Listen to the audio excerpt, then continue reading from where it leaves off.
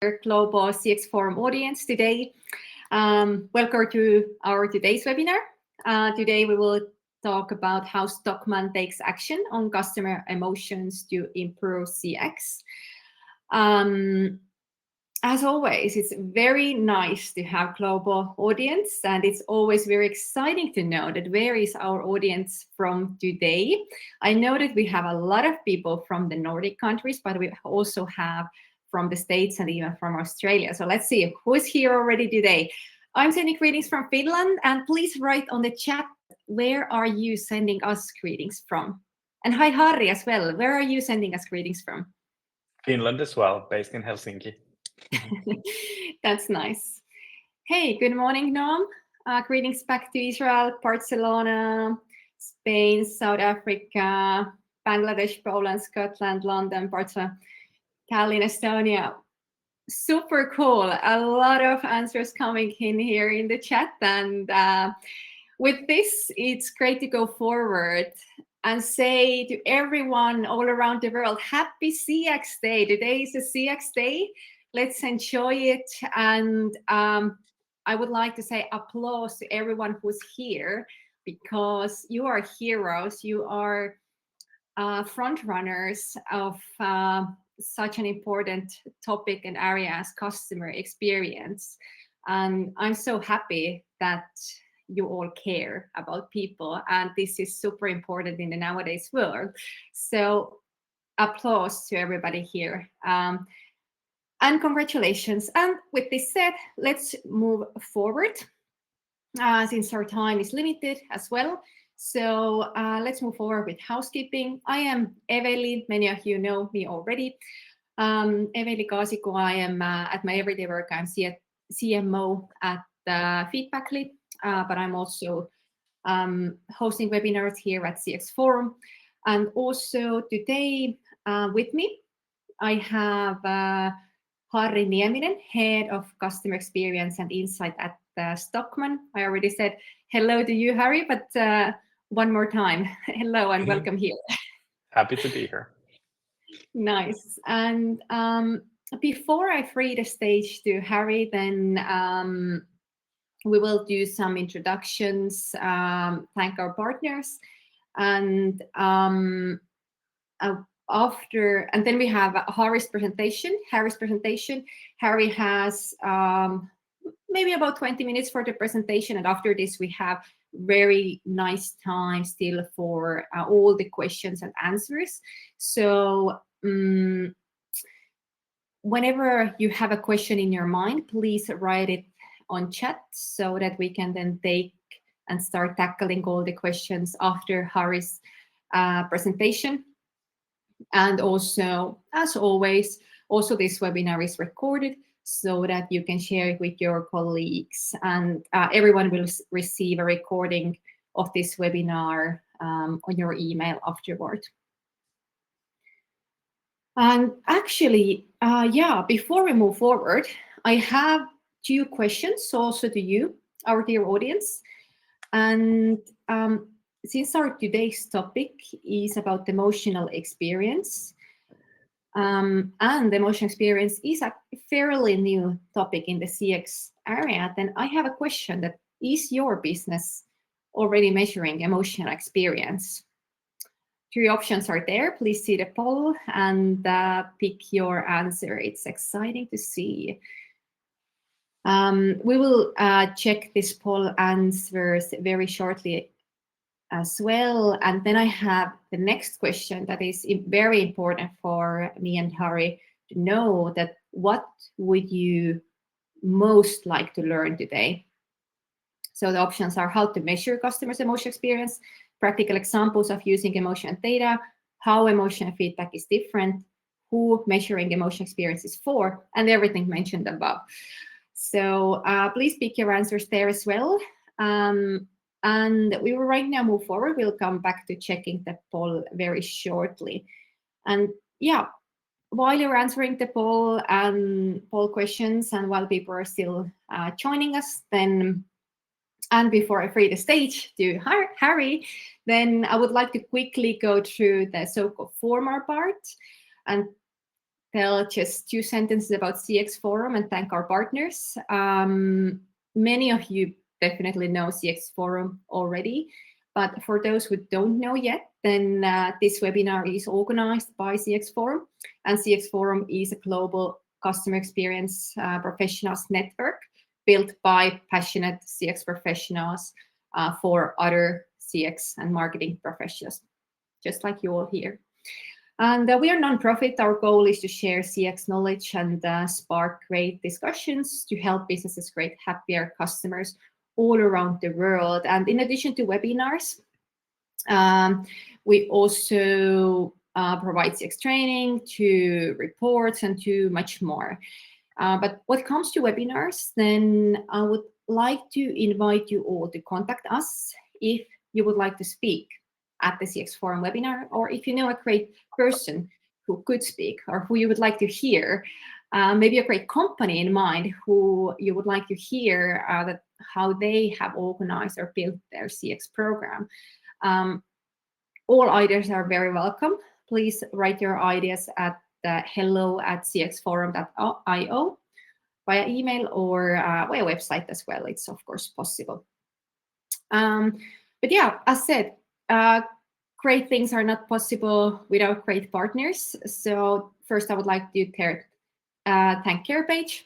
CarePage is one of the sponsors of this event, and CarePage is a complete 360-degree feedback, complaints, and continuous improvement software designed and built specifically for health and aged care.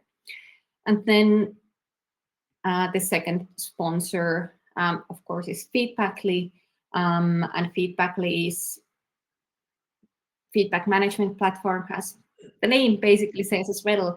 Feedbackly helps businesses in any size and industry to collect customer feedback, provides all the training and services needed as well. And today, Feedbackly is the front runner in the emotion experience category with the special emotion value index survey. So today we will also talk about the emotion experience topic. So, yeah, that's exciting, definitely. And this said, let's move forward. Today we have here Harri Nieminen, head of customer experience insights at Stockmann, as mentioned, and a few words about Harri as well, and then you can take it over and tell more about yourself and about Stockmann and how Stockmann then takes action on customer emotions. But Harri is an experienced professional in service design as well as in customer experience, and yeah, right now Harri is head of customer experience and insights at Stockmann. That is an international premier retailer, but he has had an extensive and interesting career actually as an in-house service designer, service design consultant, and leader of service design teams and developer of business and customer experience. And yeah, since our today's webinar is about Stockmann's customer experience program, then a few words about Stockmann as well. Stockmann Group owns about 460 stores and has operations in 19 countries. And Stockmann is one of the biggest retailers in Finland, offering a diverse and high quality selection of fashion, beauty, and home products for everyday life. So yeah, this said, I'm very excited to have you here, Harri, and let's check quickly the poll results now as well before we move to your presentation. So what would people like to learn today? Well, most of the people have, 61% of our respondents have clearly indicated that everything about practical examples and measuring and how and who measuring emotion experience is for. So we will definitely cover all these, right? Yes. And then the next question, is your business measuring emotion experience? 71% not yet, but 22% have said yes, absolutely. That's a pretty nice percentage, isn't it? Not the typical. Not the typical. Exciting. So very good. But let's then move forward. I'm happy to hand it over to you. And yeah. All right. I will quickly check. Yes, slide seems to be working. And thank you, Eveli, for the introduction and opening the event. And thank you for all the participants for answering already to the polls and commenting. It's super exciting to have this international audience. Happy to be here with you today. And in case you want to kind of catch up with something, then my contact information will be there soon as well. So we can deep dive into the topics, because knowing that you want to learn and hear everything about everything in this 20-minute session, that's like a exciting challenge. But I will share as much as I can, and then happy to share more later if needed. Eveli already said a few things about me, but yes, to summarize that I've been working a little bit on different industries, always around CX, developing the business, developing the customer experience and employee experience as well. Service design is kind of the mindset and the toolkit that I use in my human-centric approach. And one thing that I want to highlight is that it's always interesting to work on different industries, because then you kind of take something with you to the new company you join, or whatever format you do your work in, because in the end our customers experience all possible service providers in the world. It's not only us, for example, now in Stockmann case within retail that we would be competing within, but it's good to understand everything that happens in the customer's world, and it helps when you have experience from different industries. At least good to have a good network. And there's my contact information as said, so feel free to email me. I rarely answer phone calls, so if you want to reach out to me, maybe try some written format first. Harri Matias is my handle in X, Threads, Instagram, whatever you choose. And then, of course, LinkedIn is super handy nowadays. So feel free to look up my profile and reach out to me if you have any comments or questions or feedback. And all in all, I love to network with new people from anywhere in the world. Still a few words about Stockmann. Stockmann was founded in 1862, so it means that we are 162 years old. One of those big department stores that you quite often know in the capitals of many countries, the heritage place. And in the picture is a photo of our headquarters, aka our flagship. So my office is in the building as well, but that's our flagship store in the center of Helsinki, the capital of Finland. And all in all, I would say that this building represents in many ways also a lot of emotions. We have a lot of loyal customers who have been loyal customers for decades, even like a lifetime, and they have experienced stuff. Stockmann has been the one who has bringing new things into the country, also in Estonia and Latvia, that I will mention soon as well. And we kind of have the heritage and the legacy, but also it of course creates the pressure to still be the forerunner, to offer the wow experiences with the selection and with the service. And yes, we operate mainly in home, beauty, and fashion categories in Finland, and in the Baltics we also have grocery stores in our department stores. But Stockmann.com is a good site to look for more info if the company is not familiar to you, and I'm happy to share more as well. Still a little bit about why we measure customer experience the way that we do. Many of you might know this. If not, I always love to share this quote saying that, yes, I've learned that people will forget what you said, what you did, but they will never forget how you make them feel. This is something that the poet and writer and actor and many other things, Maya Angelou, has said at one point, and it really resonates with me. So that's somehow in the core of understanding at Stockmann, that how do our customers feel after doing business with us or being in contact with us? Because yes, sometimes there are some individual events where someone says something that is not nice, or maybe does something that feels nasty, but like what is the overall feeling and what is the end feeling? That is kind of the critical thing that we want to understand, and our goals are tied to that. As said, speaking about goals, so yes, we have in 2021 utilized Feedbackly's emotional value index. There were several reasons. One is to, of course, have like one cohesive metric for CX in all countries. As said, we operate in Finland, Estonia, and Latvia, and we have 8 stores in these 3 countries, 6 in Finland and 1 in Estonia and 1 in Latvia, and of course e-com.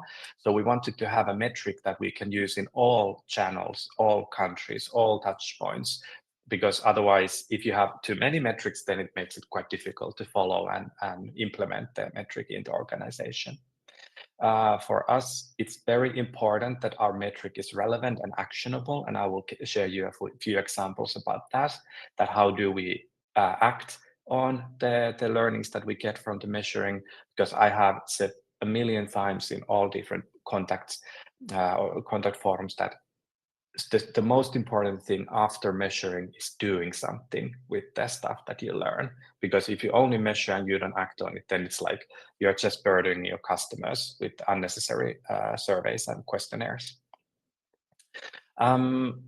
We wanted to also deepen on our understanding on customer experience. So as it kind of states here as well, that instead of NPS, so yes, we used to use NPS, Net Promoter Score, in the past, but it kind of didn't give us enough understanding and enough tools. And now learning that emotional value index dives deeper into the context and also the experience and the emotion that the customer has and reasons behind it, we realized that it's way better for us, and it has been for over 3 years that we have been using it to measure. And this is also a very cultural thing. I want to highlight that you can always measure stuff, but if it doesn't implement, if people in the organization don't buy the idea or get excited about the idea, then it's kind of like little fun thing that maybe some small CX unit does in the company. So it has to be implemented widely across the whole organization. And one success that we have had at Stockmann is that the EVI, as we call it, it is one of the main key performance indicators for anyone at Stockmann, from regardless of the role, regardless of the position. Everyone has their bonuses tied partly to EVI, and of course you get what you measure. So this is something that we have been very glad to see how well, like I would say, everyone at Stockmann know what EVI is and what does it mean and why do we do it. So that's something that I'm very happy of. Quickly, an example how the basic survey looks like. So as said, EVI, the emotional value index that has been developed by Feedbackly, this is the tool that is a little bit customized to our brand, like the logo is there and so forth.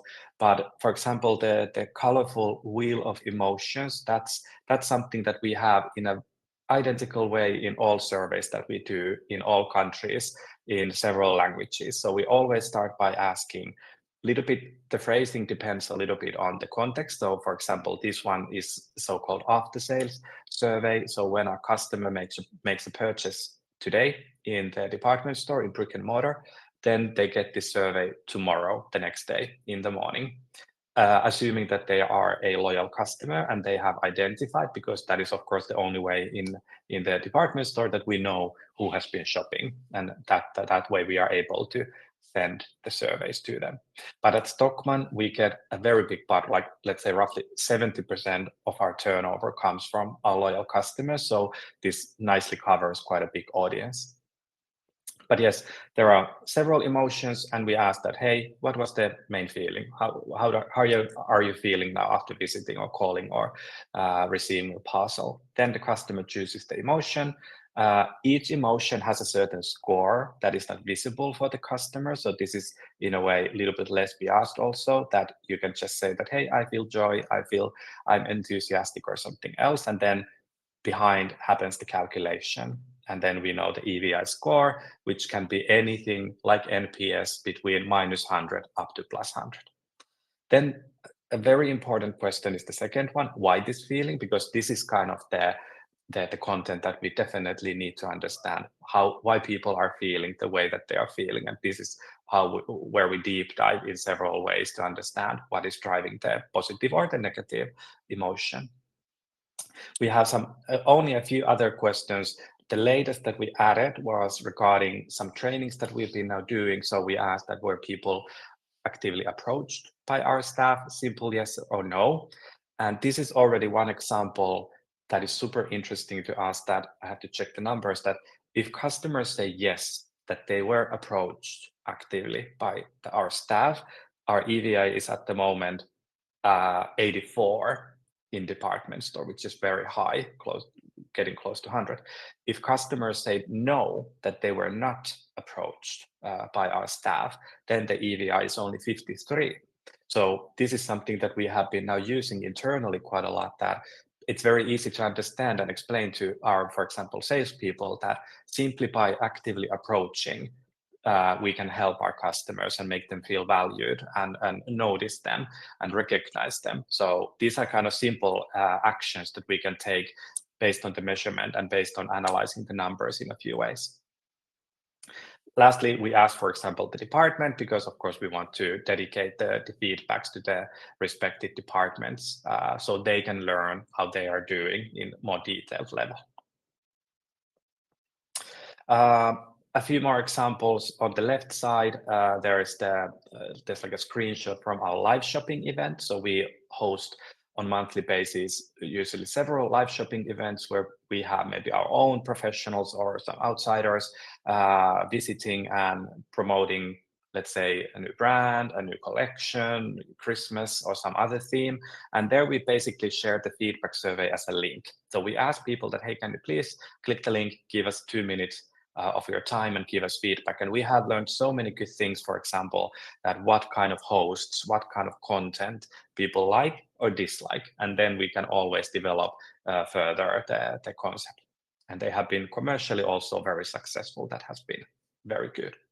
And then on the right side, I said that in department stores, our feedback is based on our loyal customers. But in e-com, this is from the Latvian Stockmann.lv online store. So there we kind of show the survey as a pop-up on the bottom left corner with certain criteria, and not for everyone, but for a randomly selected group of people.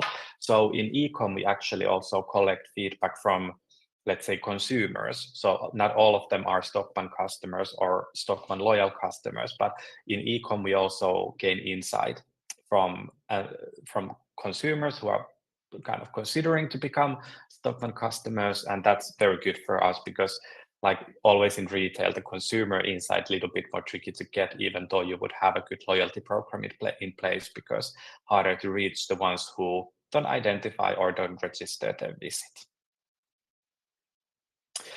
This is a little bit busy slide, sorry about that, but just to highlight that we kind of follow the emotional experience in several different touch points. There's kind of the customer journey, or the whole journey for the customer ship, not an individual service. But as said, on the awareness side, we have a magazine that we measure how our customers feel about it. We organize like physical events in the department stores and the online events, the live shoppings and stuff, and they are doing really well. The green means that the score is at a good level.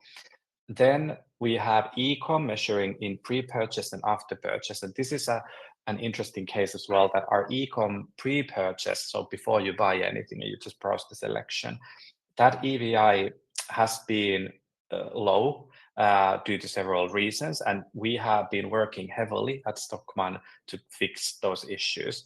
So it's about like search functionalities, filters, site performance, and these kind of things that drive the negative emotion, product information, lack of photos and stuff. So purely this has already helped us internally to prioritize the investment money into the things that kind of are stopping the purchase journey, and also of course destroying the customer experience, because we know that if people feel that this is annoying and so forth, they will quickly choose someone else. So measuring both pre-purchase and after-purchase has helped us a lot to realize that we really need to put focus on the pre-purchase phase, because the after-purchase experience is rather good at the moment. So the customers who know how to use it, have gotten accustomed to it and so forth, they are luckily very satisfied.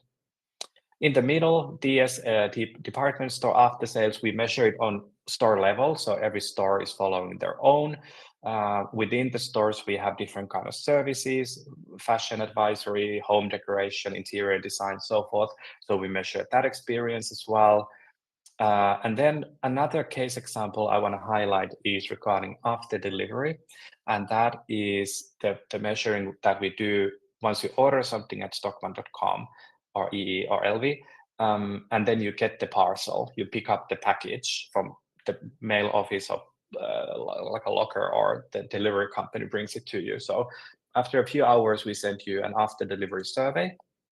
And we have a very big, very modern, super automated logistics center in Finland called Jusla.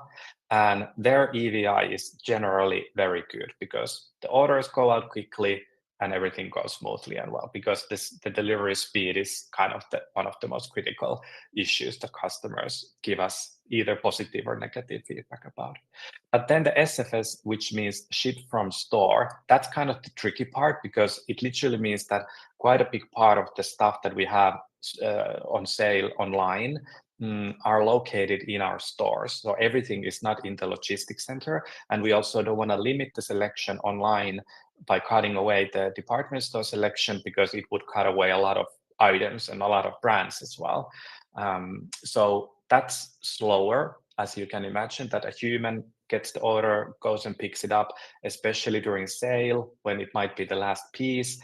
Our flagship is over 50,000 square meters, so it's one of the biggest department stores in Northern Europe. So it takes a moment. I've been collecting SFS orders myself, so it's very hard to find them sometimes. It might be stolen already or something, and then the inventory is just missing the one piece.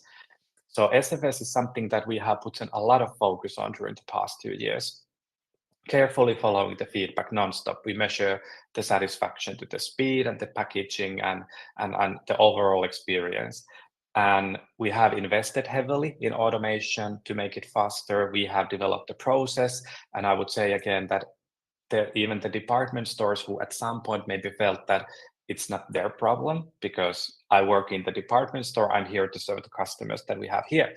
That now that we highlighted that the e-com experience and the after delivery experience that they can affect as well is part of the holistic Stockmann experience, that's something that finally clicked, that yes, actually, the holistic Stockmann experience is the summary of all these. So even though we would put really nicely somewhere, but if we then fail somewhere else, then the overall experience might not be that good.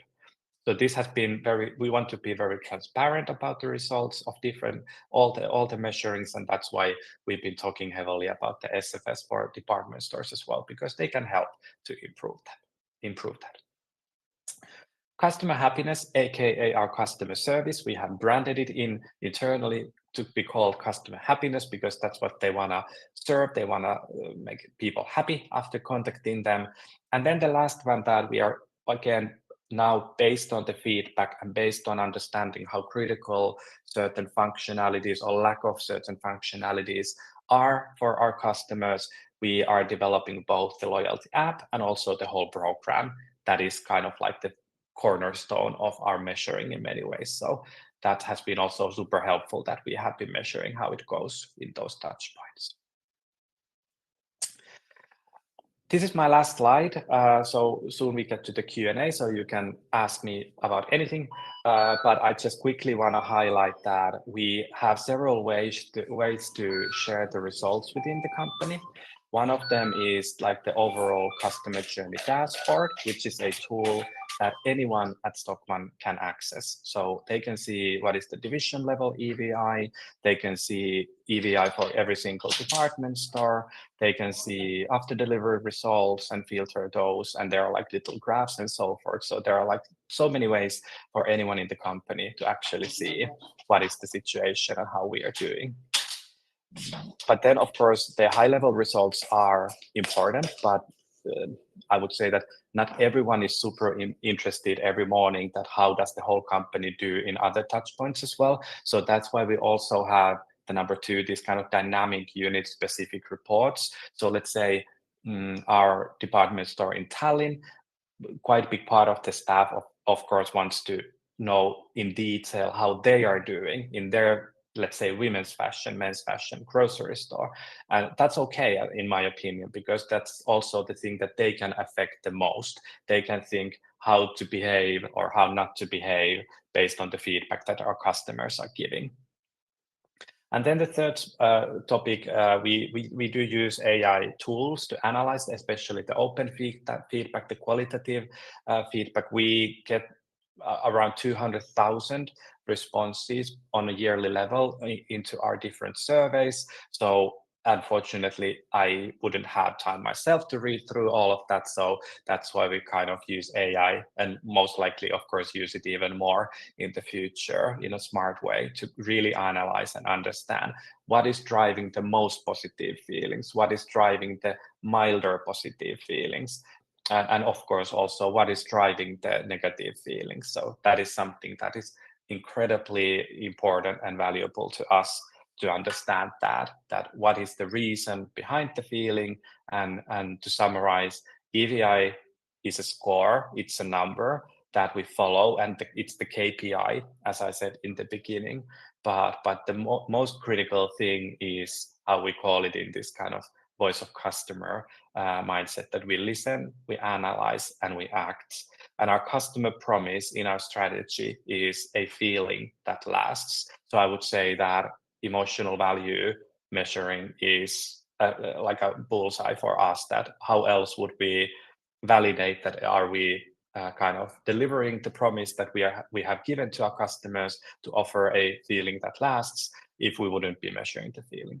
So that way, I would say that the CX metric has also been very nicely tied to the organizational culture, because it's very closely tied to the strategy that we have. But so I wouldn't run over the time too much, and we would have time for the Q&A as well. I'm gonna pause here now for a moment, and Eveli, maybe you can update me. Do we have questions? Oh, we have many. Good. That sounds Thank good. you so much. Thank you so much, Harri, for the great presentation. And we indeed have many questions here in the list to start tackling. Thank you, everybody, for great questions. And please feel free to write more. We will start tackling them then one by one. And before we hit the questions, and while you're still writing the questions, then as our loyal webinar participants know, then at every webinar there is an opportunity to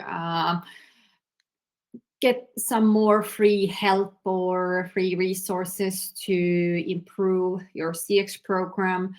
This time the opportunity is to meet with one of the best emotional experience professionals in the world, Jaakko Männistö. You can discuss then with him specifically your case, for example, if and how measuring emotional experience could be done in your business. You can grab this opportunity right now. The pop-up stays there. You can click it, and also we'll send a link over email. But let's move forward with questions. The first question came from Sophie about the EVI survey. You showed this survey, and we can put it here now as well. The first question was about these emotions. That how do you choose what feelings to list for each part of the journey? We don't choose, they are always the same. So this comes from the framework that Feedbackly has built. So it's always the same wheel of emotions. Only thing we kind of did think very carefully through were the translations. As said, that we do this in Finnish, Swedish, English, Estonian and Latvian, and it was kind of interesting to learn, for example, from the Latvian language, that for an emotion surprise, there were very many ways to translate it, and many of them had like a little bit of a like a slide that is it like a positive surprise or negative surprise. As in Finnish, we basically have one word that it was an easy case. Same with Estonian. So emotions are always the same, but this may be the translation part was something that we also went through with Jaakko and feedback lead that how to translate and so forth. So we don't change the chosen emotions per survey. They are always the same because there's a way to calculate the outcome based on the emotions that our customers are choosing. Right, and maybe I would add here that they're always the same because it's built based on methodologies and research to make sure that the emotions are representing all the areas of emotional experience that need to be represented in consumer experience, or not consumer experience, but in customer experience.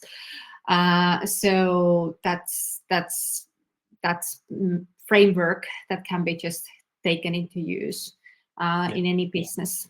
And then if customizations are needed, then as always, there are these options as well. Okay, then moving forward. We have so many questions, but a question that we actually quite often have seen at webinars, and it would be interesting to hear your thoughts now as well, that many of the brands don't have e-commerce platforms or other direct contact with customers. So how to measure customer experience or feedback about customer experience in relation to a specific brand in such cases where you don't have e-commerce store or other direct contact as such? Yeah. Well, in our case, I would say that our measuring is always somewhat like channel specific in a way that whatever you do in the department store, in the brick and mortar offline in a way, then we measure it in a certain way. So regardless of what you buy, for example, from the department store, you will get the survey as long as you buy it from Stockmann. But yes, then for example, we have also tenants in the building. We have, let's say, a pharmacy that is not Stockmann business. So in that case, we don't measure the experience there. Because it's kind of their business. But we are interested in this and we are trying to figure out because they still feel that they visit Stockmann, even though they kind of visit like a smaller shop within the building and in the department store. But on online, then again, I would say that we might have sometimes different brands online. So there the measuring goes on. As I explained, that anyone who gets the survey can answer. But of course, a little bit linking also that in our data, deep in the data, we could maybe even kind of tie the brands and the experience together. That is not something that we do on daily basis at the moment. So our basic processes are not built for that. But in the end, as long as you have the data, then you can combine it. But otherwise, I would say that if I think about other brands, they might have different situations in their operations. Right. And actually, this makes me think that if you have a product or service that you're selling, you always have a touch point, at least one, and this is this product. Yeah. So as a suggestion to Christina, you could think that what are your touch points? If you have product or service, you must have some touch points because you're selling something. And then you could think how to link this feedback measuring there. But this now went slightly away from the emotion experience topic. Now let's come back to the emotion experience topic. That's our main focus today. So Kiris is asking that how have you found out and defined the most critical touch points for emotion experiences? Very, very good question. And we actually just last week had this kind of development day for the team, and we were talking about our customer journey, and we are planning to even kind of deep dive into certain things. So I would say that it starts from measuring, that we have to start measuring to identify how we are doing in different touch points. And of course, we have had an idea that which touch points are more critical than others, but now we have numbers backing that up. And we can also kind of identify that, let's say, a visit to our department store, that is the majority of the visits and also majority of our business. That is, of course, also something that we now slice and dice into finer level. So we can, for example, see that in the department store, the checkout experience, so the moment you go and pay something, that's one of the most critical parts, because it might be that you go, you browse yourself and you find what you're looking for, and you don't even need help, even though we should always offer it. The checkout experience has maybe been seen a little bit as a transaction, that we are polite, we charge you, we say, have a nice day.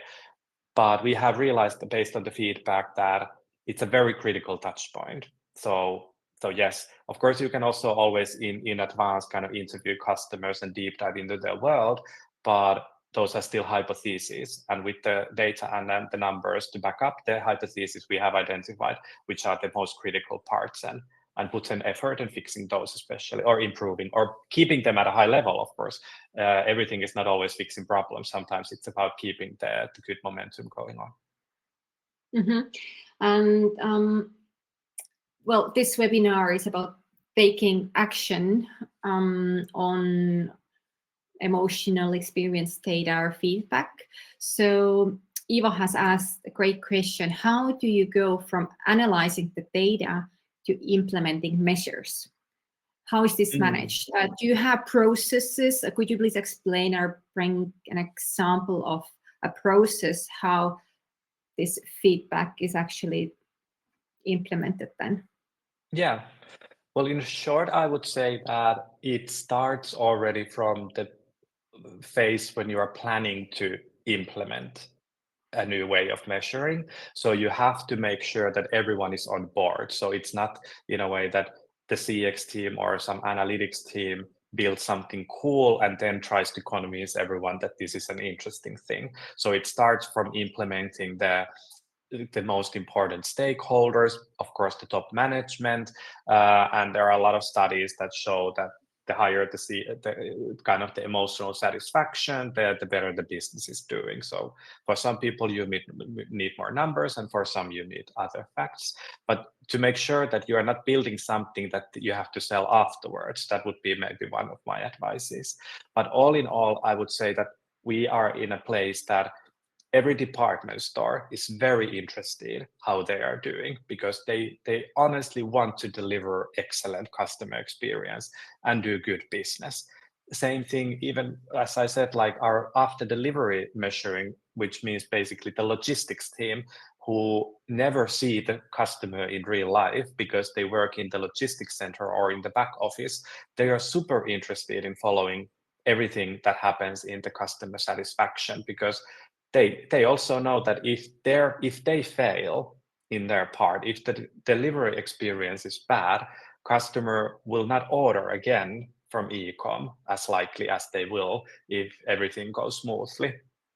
So we have identified who is the owner of each touch point, kind of the responsible person, department store director, head of some unit, a sales manager, team lead, or someone else. And we kind of follow that everyone is doing their job, but we have gotten off easy in this because people seem to be luckily very committed at Stockmann to this team. Everyone wants to live the customer promise in real life. And I would say that that's a critical thing, that it cannot be only on some one unit's responsibility to follow the CX metric and how it's doing. Otherwise, it would be a very big team pushing all the initiatives. So it takes the commitment from the company and managed in a smart way. I fully believe that can be done. Mm-hmm, mm-hmm. Very good. And well, we know there are many opportunities to measure customer experience. So how a customer experience or marketing professional could identify that now emotion data, emotion experience is important to our business, or yeah, like how to know if or if I should measure it. Yeah, who should measure it? Well, to look it from one point of view, that without measuring, you don't know how you're doing, except business-wise. But I would also say that yes, it's good to follow sales, for example, to know what we are selling or whatever business you're in. But if we don't have any idea why our customers are buying from us or not buying anymore in some cases, then you're just kind of relying on luck. And I would say that that's why the qualitative side that measuring CX brings, the reason behind it, and Why emotion? Why emotion? Yeah, that's a good point. But I would say that since we know how strongly emotions drive the behavior, so unless we understand what is driving you as a customer, then we are just hoping that you will choose us. And feedback leads, I think, on the homepage as well, but I'm sure they can deliver. There's a lot of interesting studies and kind of material around how much it affects and in which way our brains work and so forth. So I would say that it's about understanding human behavior, and even though we say that we are rational, we are not. We are very emotional in our decision making. So that's I would say that in any business it's critical to understand the emotion behind the thinking that customer has. Mm-hmm. We are now running a little bit out of time now, but I will take 2 more questions. If anybody needs to leave, then replay will be sent as well, but I hope that you can still stay for 2 more minutes. So the first question is that how is this emotional value index different from customer satisfaction as well as from NPS feedback that they or information that these other KPIs provide then? Yeah. And why do you choose exactly the EVI then? Yeah, that's a good question as well. And as said, there are many metrics in the world, and it's of course good to use at least some of them or one of them. EVI and NPS have similarities. So the way that the score is calculated is one thing, and the score can be anything between -100 up to +100. So that's maybe the most familiar side of EVI and NPS together.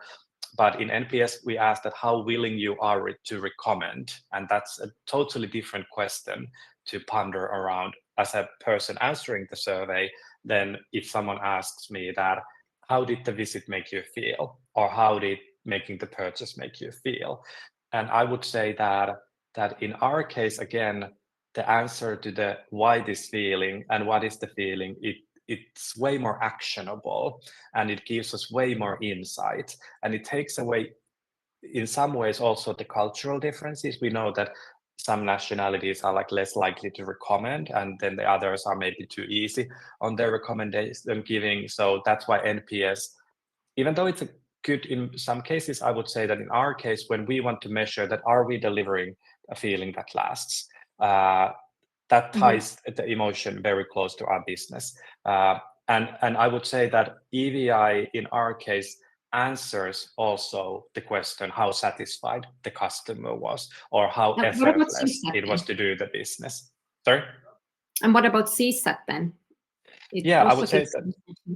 Yeah, because like all the measuring focusing on how easy it was to do, how effortless it was to do something, or how satisfied you are to something, we can see all these results in our measuring as well. Because if you say that I was frustrated because it was very unclear to me how to return my order and I didn't have any instructions and so forth, so we can read it that, okay, you're frustrated, it took you a lot of effort, it took you a lot of time. As in some other metric, we would maybe ask that how easy it was to return the package, and then you say something from 1 to 5 or whatever it is the scale. Or in the positive side as well, that if we say that why did you feel joy, or why were you enthusiastic, and then you say that, well, it was so smooth, the delivery came so quickly, it was packed so nicely, or something else. So that's like the EVI question, and then the why this feeling combo actually covers and competes with so many other, all the other metrics in my head. At least in our case, it has been working very well. Thank you for that answer. And Shakib, I think that simply put, the answer to your question is also that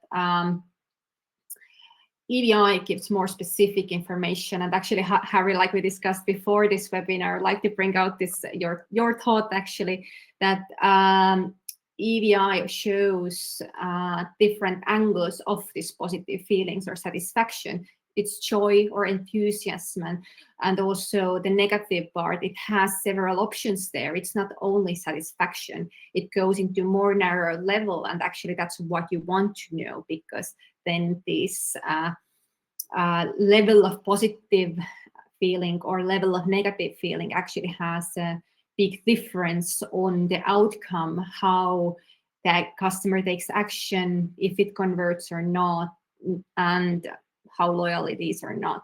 So yes, and we have now still a lot of questions about B2B as well and so on. But Deborah and other people who have written here questions, we will get back to you with answers to your questions over email. We don't unfortunately have now any more time to answer them. But yeah, you can also book a meeting with Jaakko to explore further all the questions and topics that you would like to discuss. Just book a meeting, but we will also get back to you over email. And right now, I would like to say thank you, Harri, for the great discussion. It was very, very nice to discuss and see very practical examples as well. And thank you, Harri. Thank you from my side as well. This has been interesting and again, a nice way to start the day with an audience from all around the world. Yes, and thank you so much, the audience all around the world, like Harri just said. Thank you so much for all the great questions. And yes, until next time, and I will keep you posted with the replay and slides and everything. Thank you so much, everyone. Bye-bye. Thank you. Bye-bye.